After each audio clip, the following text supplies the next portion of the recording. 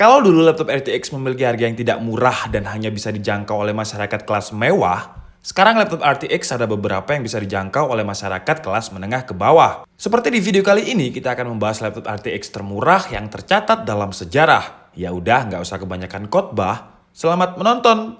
Yang pacarannya sama Anda, nikahnya sama dia. Aku yang di sana dan pinginmu dan bukan dia, harusnya aku yang. Hai, di sini Handika guys.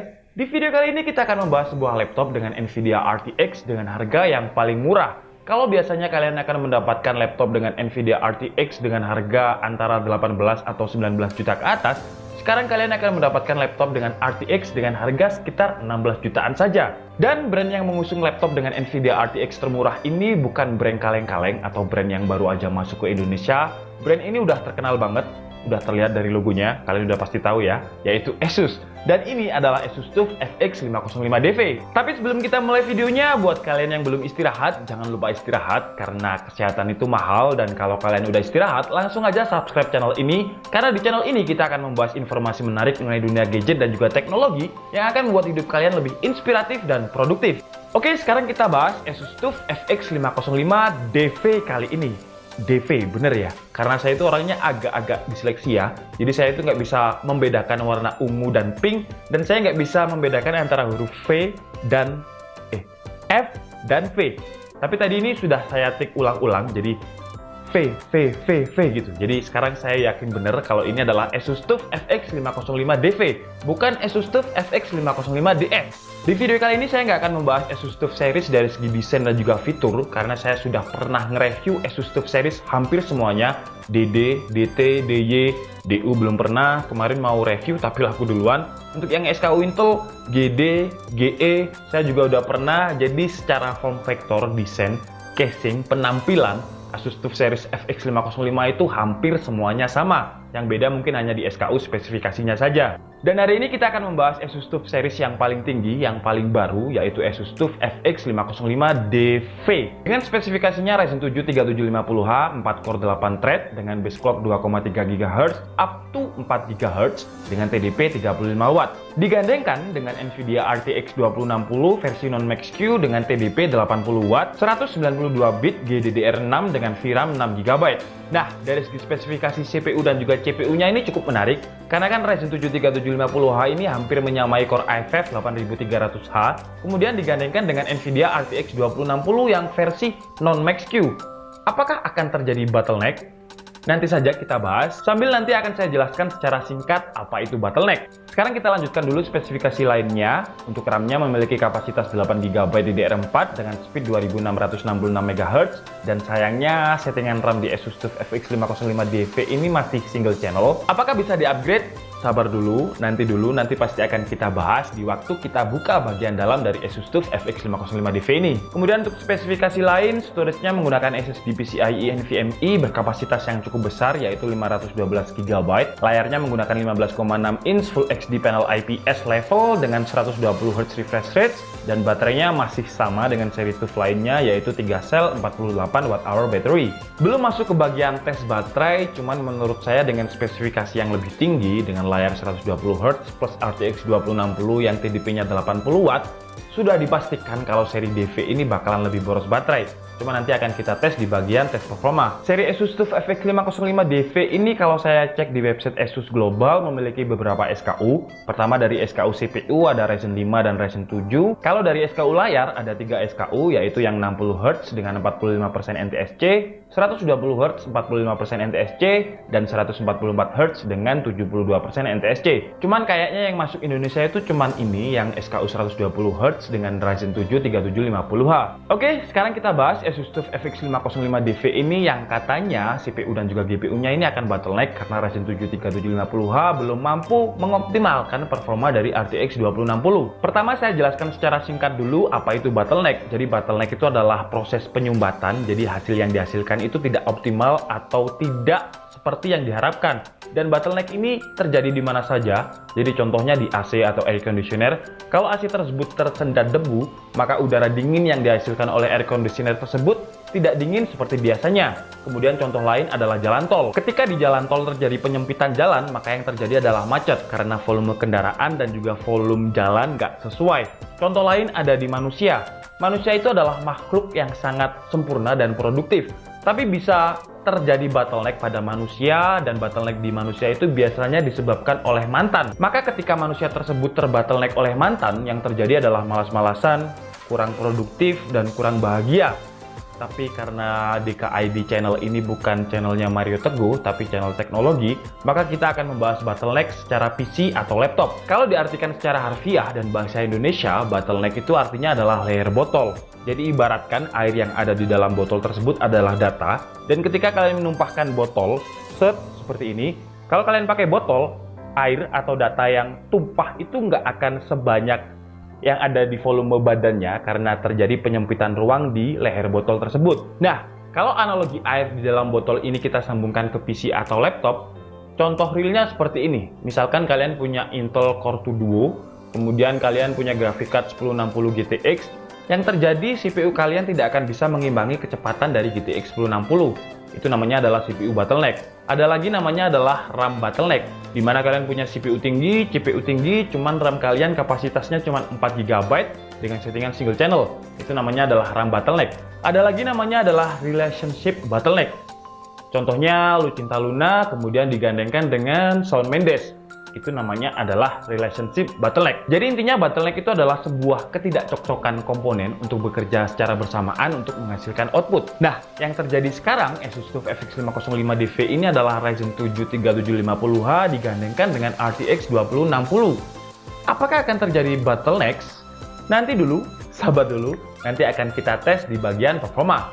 Sekarang kita bongkar dulu Asus TUF FX 505 DV ini untuk melihat bagian apa saja yang bisa di-upgrade dan bagian apa saja yang berbeda dengan seri Asus TUF lainnya. Di bagian dalam ini sebenarnya semuanya hampir sama saja, termasuk motherboard, sistem fan, speaker, dan part lain.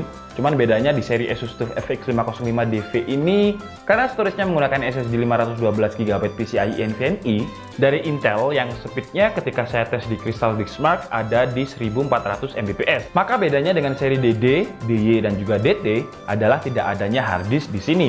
Tapi kalian tetap disiapkan port SATA jika kalian ingin menambahkan hard disk atau SSD 2,5 inch di port SATA ini. Kemudian untuk RAM-nya ada dua slot, yang satu slot sudah terisi dengan 8GB DDR4. Jadi Asus DV ini masih single channel, dan saya sarankan karena ini adalah laptop dengan APU AMD, maka kalau bisa upgrade RAM biar RAM-nya menjadi settingan dual channel. Kemudian untuk baterai tetap sama dengan spesifikasi 3 sel 48Wh battery, yang ketika saya tes untuk streaming YouTube menggunakan koneksi Wi-Fi bertahan sekitar 2 jam 45 menit. Untuk speakernya juga sama dengan seri TUF lainnya, yang suaranya juga standar, nggak bagus-bagus amat. Kira-kira seperti ini suaranya.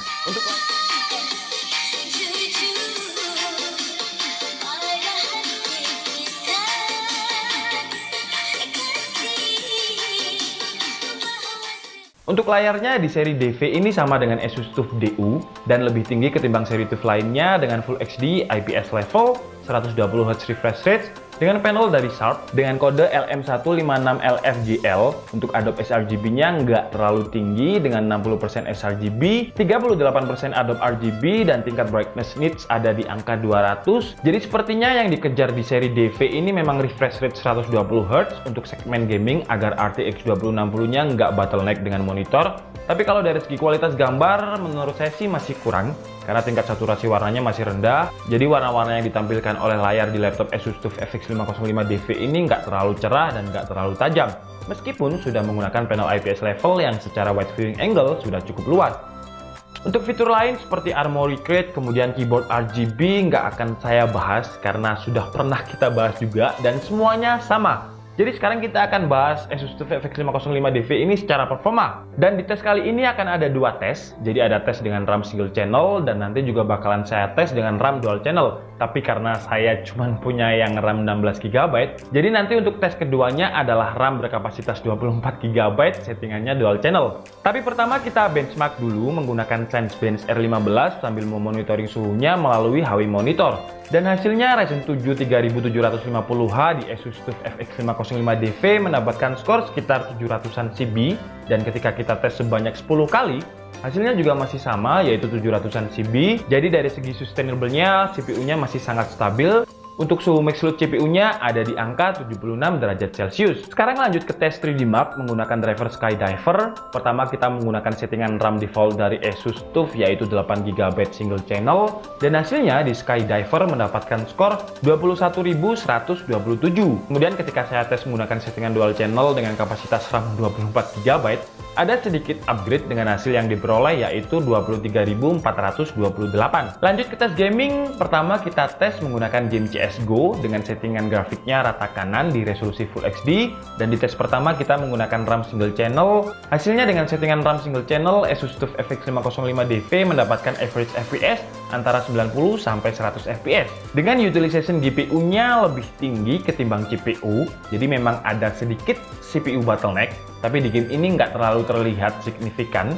Kemudian ketika kita tes menggunakan settingan RAM dual channel, ada peningkatan FPS sekitar 20 dengan average FPS 120 sampai 140-an FPS dengan utilization CPU dan juga GPU yang masih relatif sama. Lanjut ke game wajib DKID yaitu PUBG PC atau PUBG Steam. Di game ini kita menggunakan settingan rata kanan mentok ultra di resolusi Full HD, pertama dengan RAM single channel. Nah, di game ini baru kerasa ada sedikit tanda-tanda kejanggalan dan tiba-tiba ada drop FPS dengan warning power limit dari MSI Afterburner. Tapi untuk GPU dan CPU load utilization-nya nggak ada tanda-tanda bottleneck dengan load utilization yang masih bekerja secara seimbang. Dan untuk average FPS-nya di settingan default 8GB single channel ini mendapatkan average 50-60-an FPS dengan suhu max load yang masih acceptable di bawah 80 derajat Celcius. Sekarang kita coba di settingan RAM dual channel dan hasilnya game PUBG mendapatkan tambahan FPS sekitar 20-an juga. Dengan average FPS-nya di angka 60-80-an FPS, dan untuk utilization CPU dan GPU-nya ada sedikit tanda-tanda bottleneck.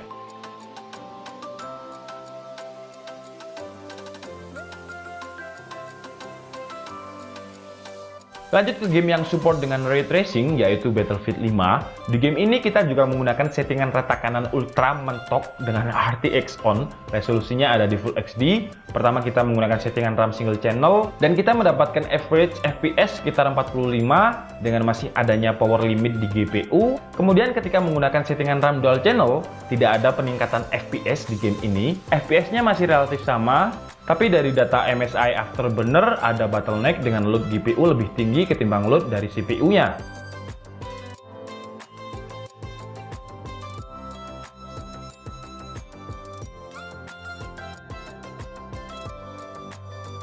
Lanjut ke game yang support dengan ray tracing lain yaitu Shadow of Tomb Raider. Di game ini juga sama, kita menggunakan settingan rata kanan Full HD plus RTX on. Dan hasilnya di RAM single channel TUF FX505DV mendapatkan average FPS 44, dan kalau di settingan dual channel terjadi penambahan FPS dengan average FPS yang didapat adalah 63 FPS. Oke guys, jadi cukup segitu aja video review dari Asus TUF FX505DV ini. Dan kesimpulannya, apakah Ryzen 7 3750H dengan RTX 2060 terjadi bottleneck? Jawabannya adalah iya, tapi nggak terlalu banyak. Karena Asus melimit power dari RTX 2060 ini. Tapi secara nggak langsung sih memang bottleneck karena RTX 2060-nya tidak bekerja secara maksimal. Jadi si Ryzen 7 3750H ini menghambat performa dari RTX 2060 dengan cara Asus melimit power dari RTX 2060-nya. Jadi kalau dari data MSI Afterburner untuk ngecek bottleneck itu gampangnya kalau CPU load dan juga GPU load utilization tidak berjalan dengan jumlah yang sama. Jadi misal GPU load-nya 99%, tapi CPU load-nya masih 40 atau 50%, berarti itu adalah CPU bottleneck. Karena CPU tidak mampu mengimbangi performa dari GPU-nya. Jadi memang Ryzen 7 3750H ini belum mampu mengoptimalkan performa dari RTX 2060. Tapi bukan berarti tidak bisa dijalankan. Jadi percuma dong kita beli Asus TUF FX505DV. Kalau menurut saya nggak gitu juga sih Ferguso. Kita ambil contoh Asus TUF FX505DU dengan harga sekitar 15 juta sekian, dan itu menggunakan Nvidia 1660 Ti. Kemudian Asus TUF FX505DV ini harganya 16 juta sekian menggunakan Nvidia RTX 2060 dengan fitur yang namanya Ray Tracing. Jadi anggapannya dengan selisih 1 juta, kalian akan bisa merasakan sensasi Ray Tracing dari RTX 2060. Meskipun memang belum banyak game yang support dengan fitur Ray Tracing, Tapi ke depan saya yakin pasti bakalan banyak game yang sudah support dengan ray tracing.